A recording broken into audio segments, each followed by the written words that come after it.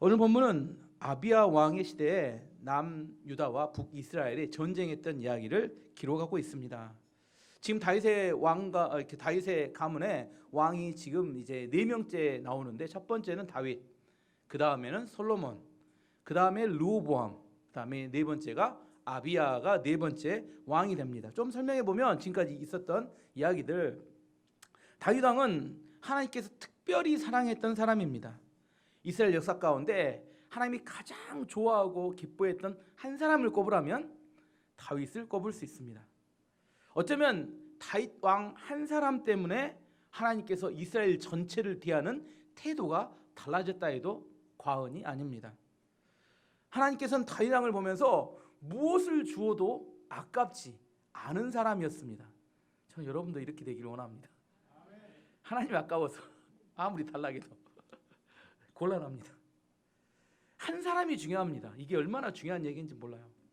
한 가정에 한 사람이 똑바로 서니까 20대에 걸쳐서 이스라엘의 왕의 가문이 되었습니다. 다윗은 하나님이 이렇게 하신 이유는 그 무엇보다도 하나님이 가장 첫 번째가 되는 사람이었기 때문입니다. 영어로 God first입니다. 하나님이 첫 번째가 되는 것. 그렇기 때문에 하나님께서 그를 축복하셨습니다. 다윗은 고난이 와도 흔들리지 않았습니다. 다윗은 하나님이 많은 축복을 부어줘도 흔들리지 않았습니다. 그는 하나님만 온전히 의지했습니다. 상황이 그를 흔들지 못했습니다. 그 다음에 두 번째 왕은 솔로몬입니다. 솔로몬은 아버지 다윗 왕에게 뭘 물려받냐면 믿음의 유산을 물려받습니다. 뭘 물려받았다고요? 이걸 잘 기억하세요. 믿음의 유산을 물려받습니다.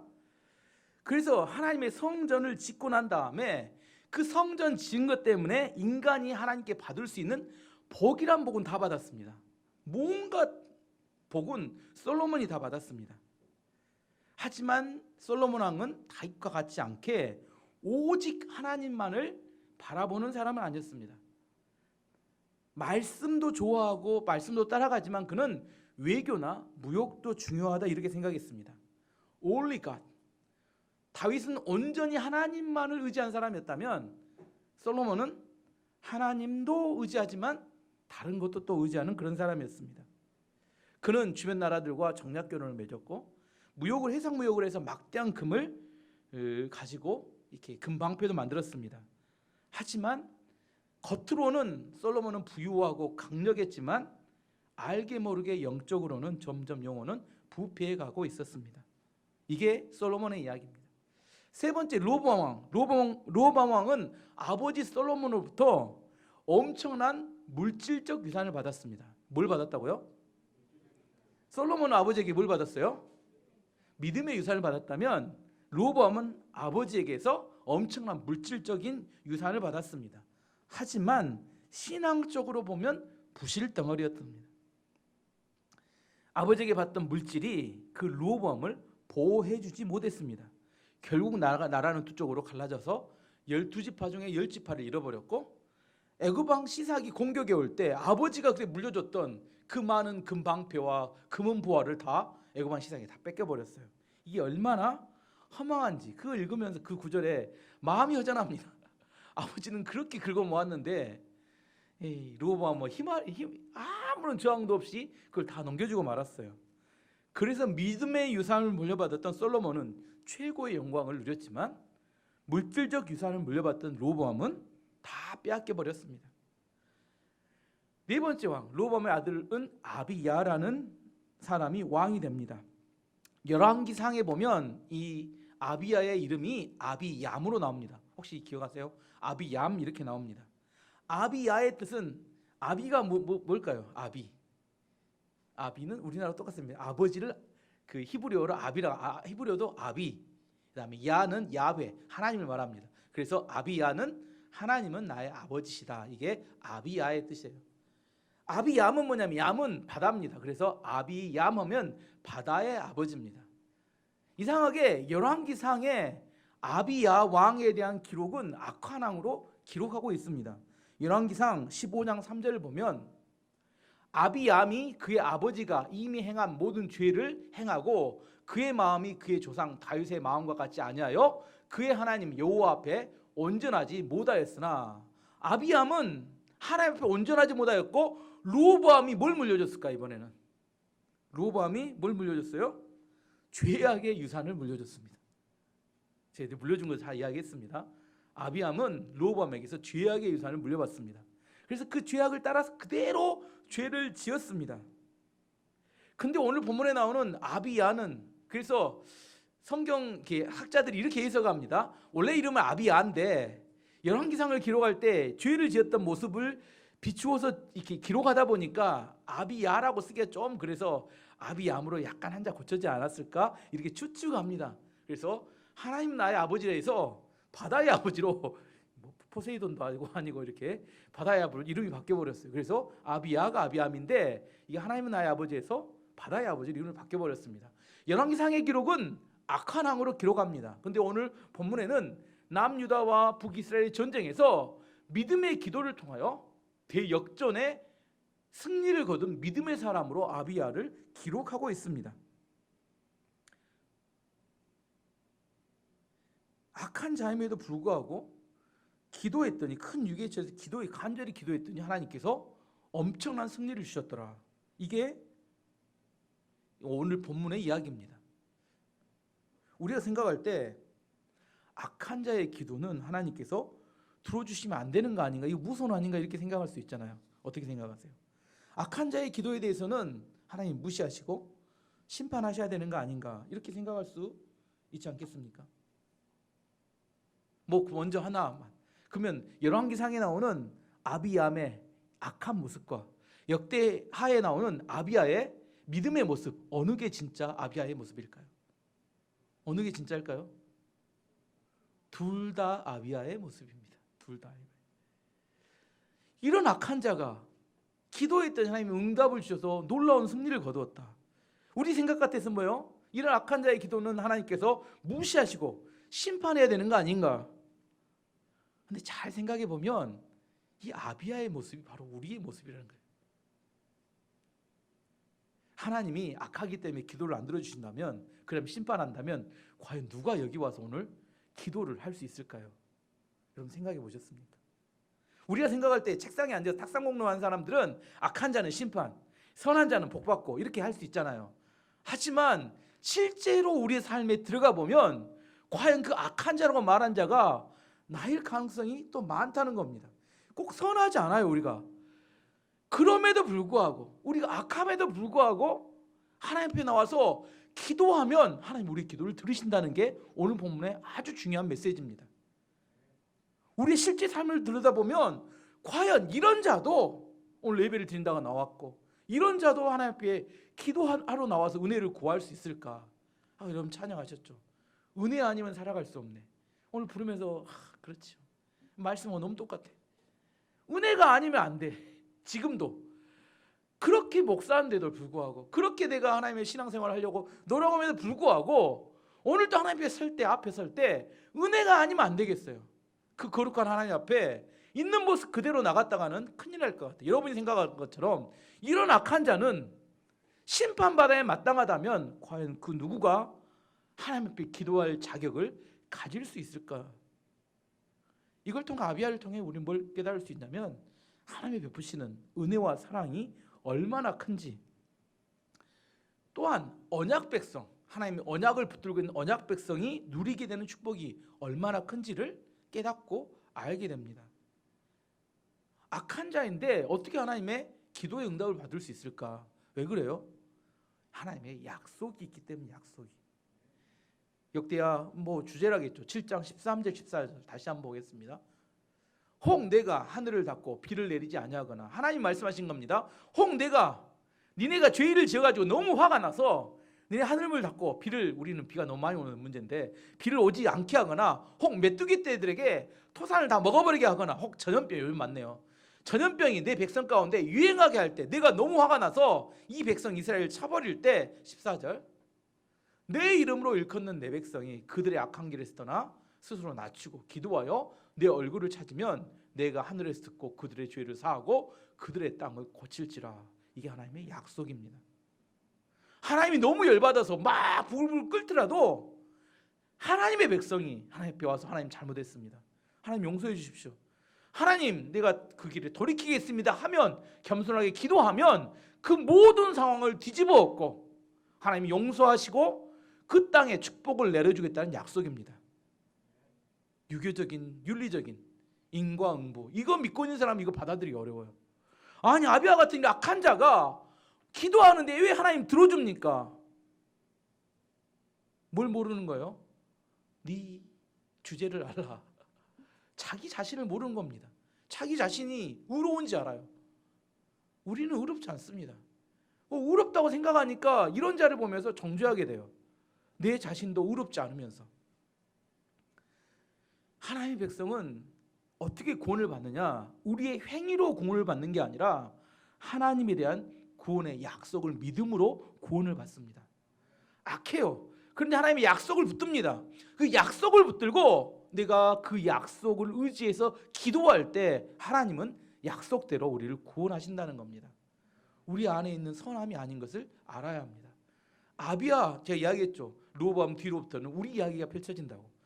사실 이게 우리 이야기입니다. 진짜 이야기예요. 이런 연약함에도 불구하고 우리를 구원하신 하나님을 붙들고 의지해. 진짜 그래야 우리 안에서 하나님을 만날 수 있습니다. 다윗과 솔로몬을 보면서 가짜처럼 막 꾸며놓고 그럴싸하게, 그건 우리의 모습이 아닙니다. 우리의 진짜 모습은 오늘도 수없는 많은 불신과 의심과 그 이렇게 죄악과 잘못된 생각 가운데 살다가 또 하나님 또 어떻게 해요? 간신히 겨우 하나님 은혜 받으려고 오늘 이 자리에 와 있는 거 아닌가요? 하나님 은혜가 충족돼야 내 마음이 이게 하나님 은혜가 채워져야, 그래야 또 나가서 오늘 또 믿음으로 살아갈, 간신히 살아가는 힘을 얻을 수 있는 거나, 이게 우리의 삶의 모습이라는 겁니다. 이제 좀 더 본문의 내용을 설명해 보면 남유다와 북이스라엘 가운데 전쟁이 벌어졌습니다. 1절부터 3절까지 보면 여로보암이 이스라엘의 왕으로 있은 지 18년째 됐네. 여로보암은 18년이 지났습니다. 아비야가 유다의 왕이 되었습니다. 이제 아비야는 막 왕이 되었습니다. 아비야는 예루살렘에서 3년 동안 다스렸습니다. 그의 어머니는 기브아 사람 우리엘의 딸 미가야였습니다. 아비야와 여로보암 사이에 전쟁이 있었습니다. 아비야는 뛰어난 군인 40만 명을 이끌고 전쟁터로 나갔고, 여로보암은 또 뛰어난 군인 80만 명을 이끌고 아비야와 싸울 준비를 했습니다. 여로보암이 막 왕이 되었을 때, 북왕국이 분리 독립을 했을 때 전쟁이 한번 벌어질 뻔 봤어요. 르호보암이 군대 18만 명을 끌고 전쟁하러 가려고 했는데 하나님이 잠깐만 안 돼 해가지고 어떻게 해서 이렇게 또 순종을 하게 됩니다. 그래서 18년 전에 전쟁이 막아졌습니다. 그리고 18년이 흐른 후에 이제 르호보암 왕이 죽고 그 아들 아비야가 왕이 되었습니다. 왕이 교체되면 그때가 위기가 오죠. 지금 아직 그 정치 체제가 안정이 안 됩니다. 그때 여로보암이 기회를 잡은 겁니다. 전쟁에서 저 남유다를 쓸어버리자. 전쟁이 벌어졌어요. 사실 북왕국 북이스라엘의 여로보암은 모든 면에서 남유다보다 앞서고 우월한 나라였습니다. 우리나라하고 좀 달랐어요.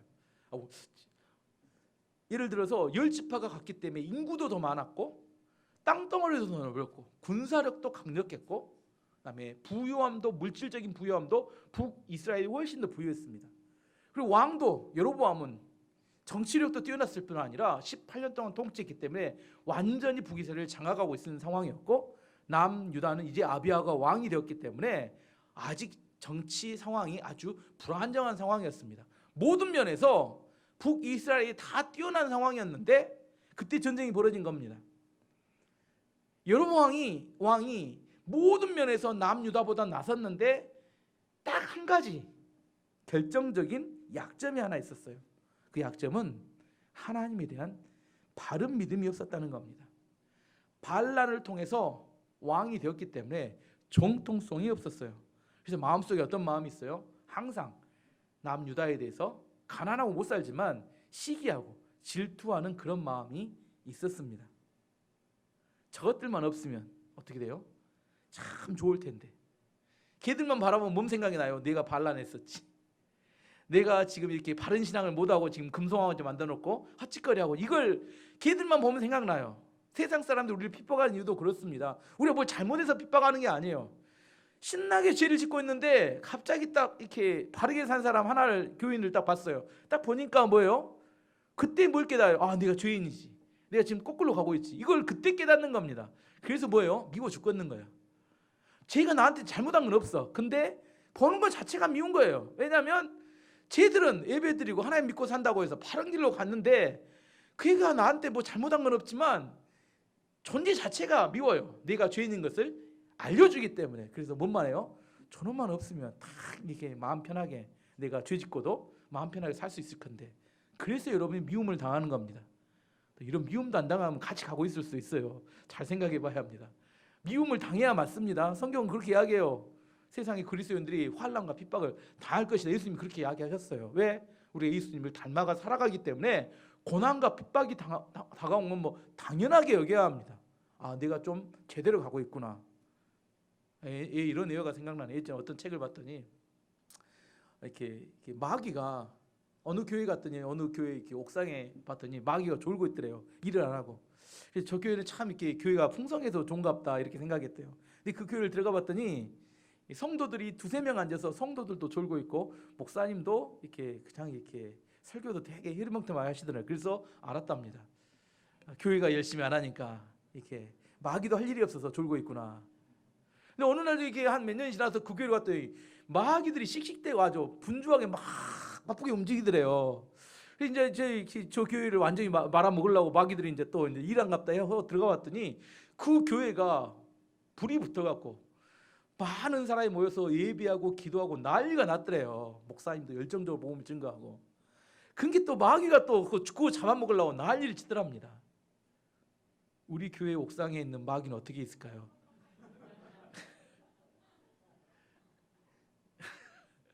여러분 졸면 같이 좁니다. 마귀를 정신없이 만드는 교회가 돼야 되는데 마귀가 내가 도저히 마귀도 못 해먹겠다. 이런 교회 옆에서 붙어있다 내가 지려 죽겠다. 이 정도 돼야지. 아, 이게 마귀와 같은 방향 걸어가고 있으면 이게 뭐가 뭔지 전혀 알 수도 없습니다. 어쨌든 르호보암은 남유다만 보면 화가 나고 열받아요. 뭐 이렇게 잘못한 건 없어. 항상 열등감이 있었고 시기심이 있는 그런 상황에 있었다는 겁니다. 그래서 어떻게 하기를 원해요? 가서 쓸어서 없애버려야겠다 이런 생각했다는 겁니다. 전쟁이 붙었습니다. 남유다의 아비야의 전략과 북이스라엘의 여로보암의 전략이 전혀 달랐습니다. 어떤 전략이 피냐면 아비야는 에브라임 산지 스마라임 산 위에 올라가서 북이스라엘 80만의 군대를 향하여 신앙적인 정통성에 대해서 연설을 합니다. 4절 말씀 보면 아비야가 에브라임 산지에 스마라임 산 위에 서서 말했습니다. 여로보암과 모든 이스라엘아 내 말을 들으라. 5절부터 12절까지 이제 그 정통성에 대해 이야기하는데 제가 성경을 읽지 않고 제가 설명을 해드릴게요. 5절부터 7절까지는 하나님께서 다윗과 언약을 맺으셨다. 그 언약의 내용 이름을 소금 언약이라고 하는데 여기는 개역 편집판에 소금 언약. 소금은 변하지 않는 불변의 언약. 하나님께서 다윗의 아들들로 후손들로 통하여 이스라엘에 영원히 왕으로 세우겠다고 약속하셨다는 겁니다. 이게 소금 언약인데 이 언약을 받아들이지 않고 반란을 일으켰던 게 너희의 왕 여로보암이다. 너희는 거기에 동조했기 때문에 너희들이 하나님께 반역한 것이다. 5절부터 7절까지 그런 이야기가 나오고 8절 9절은 그 여로보암이 했던 대표적인 여러 죄악이 있는데 죄악 중에 종교정책 너희를 속인 게 있는데 베델과 단에다 금송아지를 만들어 놓고 이게 하나님이다고 알려줬는데 그건 하나님이 아니라 우상이다. 두 번째 아론의 지파의 제사장이 돼야 되고 레위 사람들이 성전에 섬겨야 되는데 누구나 소 한 마리 순양 7마리를 가져오면 누구나 제사장을 세워주겠다고 이야기한 것은 이건 속임수다 성직매매다고 그 여로보암의 죄악에 대해서 들춰냅니다.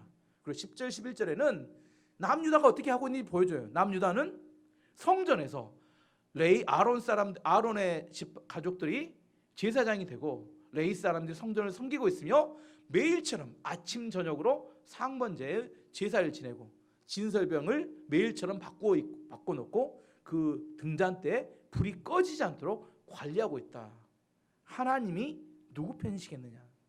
하나님이 바로 남유다의 편이시고 너희를 버리셨다. 이렇게 이야기하고 12절에 아비야가 결론을 냅니다. 하나님께서 우리와 함께 계신다. 하나님은 우리를 다스리시는 분이시며 하나님의 제사장들이 우리와 함께 있다. 제사장들은 나팔을 불어 우리로 하여금 너희와 싸우게 한다. 이스라엘 사람들아, 여호와와 맞서 싸우지 마라. 너희는 이기지 못한다. 여호와는 너희 조상의 하나님이시다. 내용은 이런 겁니다. 하나님이 우리 편이시고 너희가 우리와 싸운다면 너희는 우리와 싸우는 게 아니라 하나님과 싸우고 있다. 너희는 절대로 하나님을 이길 수 없다. 경고망동하지 말고 가만히 있어라. 이렇게 경고했습니다. 너희는 절대 이길 수 없다. 이게 여로보암의 아비야의 전략이었습니다. 이 이야기를 들었던 북이스라엘의 80만 대군이 뭘 잃어버려요? 마음의 위축이 되었습니다. 사기가 떨어져 버렸어요. 왜냐하면 전쟁에 대한 정당성을 잃어버렸습니다. 자기들이 죄인인 것에 대한 이야기를 하니까 심리적으로 매우 위축이 되고 말았습니다. 반면에 여로보암의 전략은 뭐였냐면 13절에 여로보암의 전략이 나옵니다. 그러나 여로보암은 몇몇 부대를 아비야의 군대 뒤로 몰래 보냈습니다. 여로보암이 아비야 군대 앞에 있는 동안 여로보암의 군인들은 아비야의 군대 뒤에 있었습니다. 뭐냐면 병력을 나눴어요. 그래서 아비야 군대 뒤쪽으로 보내가지고 포위를 해버린 겁니다. 여로보암의 전략은 아비야가 연설 네 마음대로 해라. 우리는 군대를 나눠서 너희를 포위하겠다. 군사 전략적으로 보면 누가 더 유리할까요? 이 전쟁은 2배가 넘는 80만의 대군을 갖고 있는 여로보암의 군대가 포위해서 전쟁하게 되니까 무조건 여로보암의 군대가 이길 수밖에 없습니다. 양쪽에서 전쟁을 하게 되면 사실은 혼란이 와버려가지고 자중질환이 일어나 버립니다. 어떻게 할지를 몰라서 자기들끼리 싸우다가 자멸해서 끝나는 경우가 대부분입니다. 그런데 그 상황 가운데 아비야와 남유다의 군인들이 하나님께 부르짖어 기도합니다. 14절에 보니까 아비야의 군인들이 둘러보니 여로보암의 군대가 앞뒤 양쪽에서 공격해 오는 것이 보였습니다. 그래서 그들은 여호와께 부르짖었습니다. 그리고 제사장들은 나팔을 불었습니다. 포위당해서 이제 모두 다 몰살당할 만한 그런 절대절명의 위기가 있었는데 그들은 뭐했어요? 정신을 차리고 하나님 앞에 부르짖기 시작했습니다. 제사장들은 나팔을 불기 시작했어요. 그리고 그들이 크게 함성을 질렀습니다. 그랬더니 전혀 예상치 못한 놀라운 반전이 나타났습니다. 15절에 보니까 유다의 군인들이 함성을 지르자 하나님께서 여로보암과 그의 이스라엘 군대를 물리쳐 주셨습니다. 그들은 아비야와 유다 군대를 피해 도망쳤습니다. 누가요? 하나님께서 북이스라엘의 군대를 치기 시작했습니다. 어떻게 쳤는지에 대해서는 나오지 않습니다. 하지만 북이스라엘 군대는 그들은 무너져 내렸고 남유다의 군대가 추격해서 그들은 도망치기 시작했습니다. 16절 17절 보면 이스라엘 군인들은 유다 군인들을 피해 도망쳤습니다. 하나님께서 유다 군대에게 승리를 안겨주셨습니다. 아비야의 군대는 이스라엘 군인들을 많이 죽였습니다. 이스라엘의 용사 50만 명이 죽었습니다. 이런 전쟁이 있을까? 저도 숫자가 의심스러운데 80만 명이 나갔는데 50만 명이 죽었어요. 뭐 이런 전무후무한, 제가 성경 역사를 봐도 이렇게 많이 죽는 전쟁은 사실 흔하지 않습니다. 근데 50만 명, 이렇게 아이성 전투에서는 뭐 30명 죽었는데 여호수아가 울고 난리인데 이 50만 명이 한꺼번에 다 죽어버렸어요. 뭐 전무후무한 어마어마한 대승리를 거두게 되었습니다. 이게 인간적인 방법으로 가능할까요? 사람의 방법으로는 설명할 길이 없는 성경의 기록입니다. 다만 하나님께서 이렇게 하셨다고 말할 수밖에 없습니다. 다른 예를 하나 들어보면 덩케르트라는 철수작전이라는 영화가 있어요. 2차 대전 때 덩케르트라는 제목은 덩케르트인데 1940년 5월에 독일군이 프랑스의 방어선 지지선을 뚫고 이렇게 전진하면서 영국의 해협으로 전진했습니다. 연합군이 그래서 양쪽으로 갈라져 버렸어요.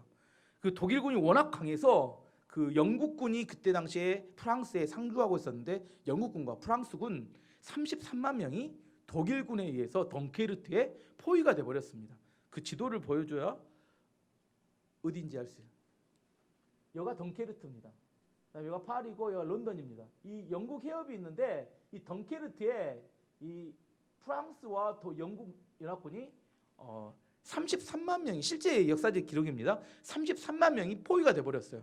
유일하게 살 수 있는 길은 어떻게 해야 되냐면 영국 해협을 건너서 영국 쪽으로 도망치는 것만이 유일한 길인데, 문제는 뭐냐면 바다 해상에서는 독일에 됐습니다. 독일의 군함과 이렇게 잠수함이 지키고 있었고, 하늘에 비행기가 날아다니고 있었고, 유명한 이렇게 독일의 그 기갑 부대, 탱크 부대죠. 탱크 부대가 전진하면서 거의 역사적으로 보면 몰살당할 수밖에 없는 그런 위기에 처하게 되었다고 합니다. 그때 영국 수상이었던 윈스턴 처칠이 국민들에게 이렇게 이야기했대요. 뭘 잘해보자는 게 아니라 다 함께 기도합시다. 하나님이 아니면 우리는 살 길이 없습니다. 윌리엄 템플 주교가, 그때 당시 런던의 주교가 종을 치게 되면 모든 영국의 사람들은 다 금식하여 기도해 주십시오, 이렇게 이야기했습니다. 그래서 1940년 5월 28일부터 6월 4일까지 8일 동안 간절히 금식해서 기도했다고 합니다. 군사적으로는 도저히 살아날 수 없는 상황이었는데, 빠져나올 수 없는 상황인데, 기도했더니 갑자기 놀라운 일이 나타났어요. 비바람이 갑자기 프랑스 지역에 몰아치기 시작했어요. 그때 당시에는 포장이 아니라 비바람과 함께 막 땅이 패어버리니까 뭐가 뭐든 탱크가 움직일 수 없게 돼버렸어요. 비바람에, 오늘 요즘 같은 비바람에 땅이 패어버렸습니다. 그다음에 안개가 너무 좌우에 끼어버리니까 비행기가 날아갈 수 없게, 뜰 수 없는 상황이 돼버렸어요. 그리고 영국의 군함과 민간 어선 850척이 덩케르트로 향해서 가서 33만 명을 다 싣고 영국으로 가는데, 독일의 함대가 그 사실을 몰랐습니다. 그리고 더 이상한 것은 그 8일 동안에 히틀러가 이런 명령을 내렸어요. 3일 동안은 공격하지 말라. 지금도 역사의 미스터리입니다. 히틀러가 죽어버려가지고 못 물어봤는데, 사람이 못 물어봤는데 왜 그때 공격하지 말라겠는지 그건 아무도 몰라요. 그냥 다만 해석한다면 하나님이 그의 마음 가운데 공격하지 못하게 하는, 하지 말라는 그런 마음을 주셨을 뿐이다. 그래서 33만 명이 아무도 죽지 않고 다 모두 영국 해협을 건너서 영국으로 이렇게 나오게 되었다고 이야기합니다. 이때 이 사람들이 죽지 않아서 나중에 2차 세계대전에 승리하는 굉장히 중요하게 쓰임받는 그런 군대가 되었다는 이야기입니다. 어떻게 승리했어요? 기도함으로. 우리가 알지 못하는 놀라운 대역전이 벌어졌습니다. 성경에도 보면, 성경의 두 가지만 들어보면, 에스더서 보면, 에스더서는 하만이라는 사람이, 페르시아 왕의 총애를 받는 총리였던 하만이 유대인들이 눈에 가시였어요. 그래서 유대인들을 다 몰살시키고 그들의 모든 재산을 뺏기 위해서 누구를 속였냐면 페르시아 왕을 속여서 법안을 만들었습니다. 그래서 날을 정해가지고 페르시아에 있는 모든 유대인들을 다 죽이고 그들의 재산을 빼앗을 수 있는 그런 법안을 통과시켰어요. 그때 모르드게가 에스더 왕비, 페르시아 왕의 왕비였던 에스더 왕비를 찾아갑니다. 그리고 지금 벌어지고 있는 일들에 대한 진실을 왕에게 알려야 됩니다, 이렇게 이야기했어요. 그러자 에스더는 주저주저합니다. 그리고 이렇게 이야기해요. 왕의 허락이 없이 왕 앞에 나가면 죽을 수도 있습니다. 그때 모르드게가 에스더에게 이렇게 이야기합니다. 당신이 왕후가 된 것이 이때를 위함이 아니겠습니까? 혹시 당신이 왕비이기 때문에 이 재난 가운데 당신만은 살 수 있을 거라고 생각할지 모르지만, 하나님께서는 유대인들을 다른 사람들을 통해서 구하실 뿐 아니라 당신은 구원받지 못할 것입니다, 이렇게 하겠어요. 그 모르드게의 강력한 도전에 에스더가 결심을 합니다. 그리고 기도 요청을 합니다. 에스더 4장 16절 말씀 보니까 에스더가 이야기합니다. 모르드게에게, 당신은 가서 수산에 있는 유대인을 다 모으고 나를 위하여 금식하되 밤낮 3일을 먹지도 말고 마시지도 마소서. 나도 나의 시녀와 더불어 이렇게 금식한 후에 규례를 어기고 왕에게 나아가리니 죽으면 죽으리다 하니라. 3일을 온전히 금식하고 간절히 기도해 줄 것을 요청합니다. 그리고 어떤 마음이냐면, 혹시 나가서 죽게 된다면 어떻게 해요? 목숨을 걸고 죽음을 받아들이겠습니다라는 각오를 가지고 3일 동안 금식 기도한 후에 왕 앞에 나아갑니다. 결과가 어떻게 됐어요? 모든 상황이 다 뒤집어졌습니다. 그들을 죽이려고 했던 하만이 원래 준비했던 큰 장대에 달려 죽게 되고, 유대인들은 다 구원을 받게 되었습니다. 그날을 기념하는 절기가 생겼는데 그게 부림절이라는 절기가 그때 생기게 됩니다. 하나님께 기도했더니 하나님께서 모든 상황을 뒤집는 대역전이 나타나게 된 겁니다. 또 한 가지 예를 들면 열왕기하 18장 19장 보면 히스기야 왕이 아수르 왕 사네립의 공격을 받고 거의 전멸 직전에 왔습니다. 북이스라엘은 완전히 전멸시켜서 나라를 없애버렸어요. 사네립이 남유다의 모든 지역을 점령하고 마지막 남은 성 예루살렘 성을 포위했습니다. 그리고 그의 신하 랍사게가 이렇게 협박합니다. 너희들이 만약 우리에게 항복하면 목숨만은 살려주겠지만 히스기야 왕의 말을 듣고 하나님이 혹시 너희를 구원할 거라고 착각하면 마지막까지 버티면 너희들을 싹 죽여버리겠다고 협박을 했어요. 그때 히스기야가 그 선전포고문을 들고 하나님의 성전으로 올라갑니다. 그리고 하나님께 간절히 부르짖습니다. 그때 상황을 히스기야 왕이 이렇게 표현이 나옵니다. 열왕기하 19장 3절. 그들이 이사야에게 이르되 히스기야의 말씀이 오늘은 환난과 징벌과 모욕의 날이라 아이를 낳을 때가 되었으나 해산할 힘이 없도다. 참 시적인 표현인데 아이를 낳을 때가 됐어요. 지금 산모가 지금 2명 있는데 아이를 낳아야 되는데 이게 힘을 쓰면 뭐예요? 아이를 낳게 되는데 힘쓸 힘이 없다는 거예요. 그럼 어떻게 돼요? 아이도 죽고 산모도 죽습니다. 해산할 나이를 했는데 힘쓸 힘이 없어요. 이게 지금 절대절명의 위기에 빠진 상황을 설명하는 겁니다. 여러분도 그럴 수 있습니다. 지금 뭘 써야 돼요? 최선을 다해서 힘을 써야 아이를 낳고 본인도 살고 아이도 살 수 있습니다. 너무 위기가 심하니까 자포자기해서 이제 자빠져 버린 겁니다. 이제 나도 몰라요. 힘쓸 힘이 없는 겁니다. 여러분 혹시 여러분 상황이 여러분도 지금 처해 있는 상황 가운데 힘써서 기도해야 되는데 기도할 힘이 없는 거 아닌가요? 하나님 말씀 보면 힘이 없는 거 아닌가? 찬양할 힘이 없는 거 아닌가? 히스기야가 그 표현해 주는 겁니다. 환난의 날이고 모욕의 날인데 지금 힘을 써서 하나님께 부르짖고 기도해야 되는데 그 힘이 없다는 거예요. 너무 정신이 없어. 너무 세상에 정신이 다 팔려가지고 내가 정말 집중해야 돼. 집중할 때 힘을 쓰지 못하고 나 자빠져 있는 거 아닌가? 그때 히스기야가 하나님께 가서 간절히 기도합니다. 결과가 어떻게 돼요? 열왕기하 19장 35절에 보면 이 밤에 여호와의 사자가 나와서 아수르 진영에서 군사 18만 5천 명을 친지라. 아침에 일찍이 일어나 보니 다 송장이 되었더라. 사람이 한 게 아니라 하나님께서 사자를 보내셔서 18만 5천 명을 포위하고 있던 18만 5천 명을 한꺼번에 다 죽여버립니다. 그리고 대역전의 상황이 벌어져서 싸움이 끝나버립니다. 우리는 기도로 위기를 극복하는 법을 배워야 합니다. 우리가 살다 보면 반드시 우리의 힘으로 도저히 어쩔 수 없는 상황을 반드시 직면하게 될 겁니다.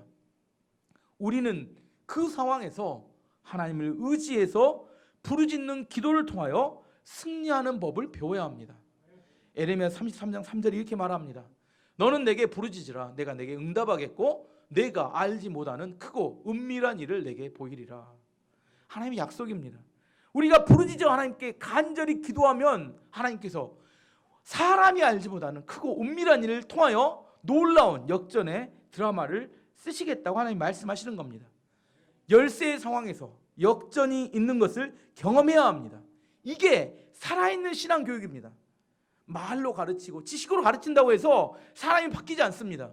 진짜로 열세였을 때 정말 안 되는 상황에서 하나님 말을 붙들고 기도할 때 그 인생이 바뀌는 것을 경험하는 것을 여러분과 여러분 자녀들에게 전달하고 그걸 경험케 해야지만이 그게 신앙이 될 수 있고 믿음이 될 수 있습니다. 이런 신앙의 간증이 있는 교회를 능력 있는 교회라고 합니다. 이런 신앙의 간증이 있는 사람을 능력 있는 성도라고 이야기합니다. 숫자가 많다고 능력 있는 게 아닙니다. 건물이 크다고 능력 있는 게 아닙니다.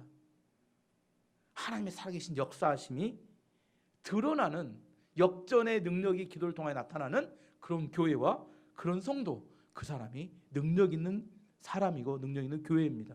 하나님이 그걸 사용하십니다. 혹시 여러분이 지금 위기에 처해 있습니까? 지금이 그 기회입니다.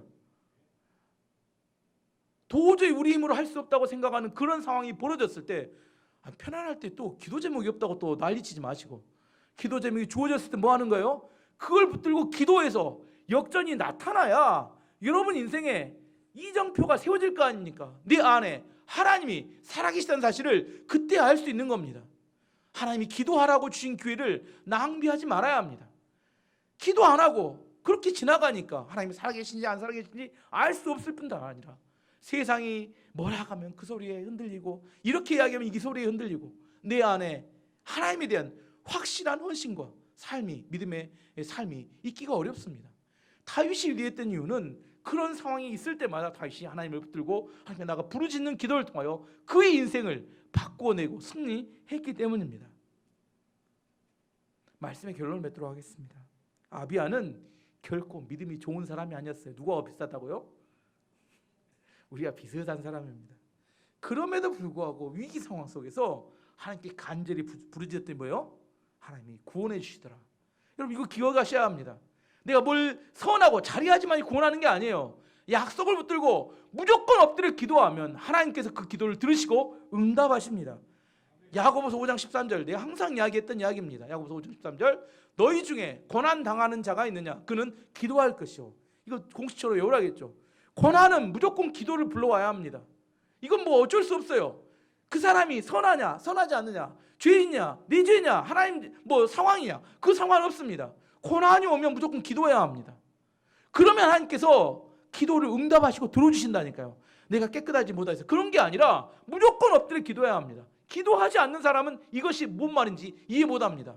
누가 원래 그러네 뭐 정죄하고 판단하고 이런 이야기 중요하지 않아요. 무조건 엎드려 기도하면 하나님께서 응답하십니다.